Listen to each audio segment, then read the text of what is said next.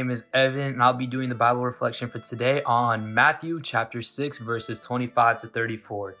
So, immediately after reading this chapter, a couple things that stand out to me is how he gives clothing to the lilies, provides food for the birds, takes care of the grass. All these almost random things that he throws in this parable or the passage, whatever it may be, really caught my attention. It made me think like how random these objects are, but how much he cares and puts trust and love into these things.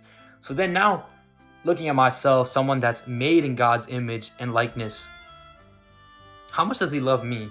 Like seriously, like taking a step back and taking a look at how much does he care for me? How much would he be willing to do for me? When I think of it like that, I'm just like, how do I not trust his plan even more? Why do I have to worry about tomorrow, 5 years down the lane, 10 years down the lane, whatever it may be?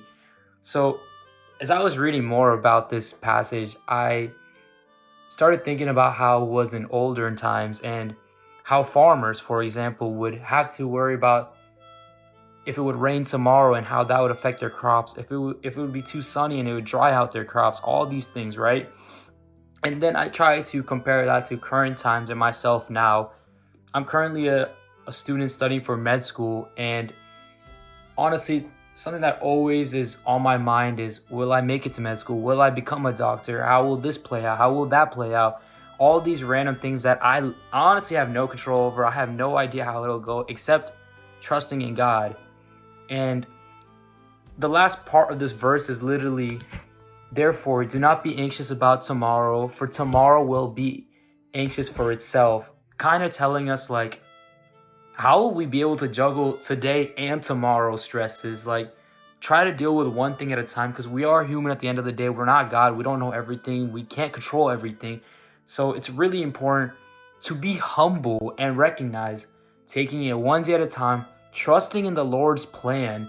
And if we seek out his kingdom and seek out his wisdom and go to him with our desires, if our desires are pure and true with good intentions, he'll grant it. He'll take care of it. And really believing in that, that's where our faith comes from, is what I feel like. So my biggest takeaways from this passage, honest to God, are trusting in him and letting his plan play out instead of trying to jump the gun, being more patient and being more humble.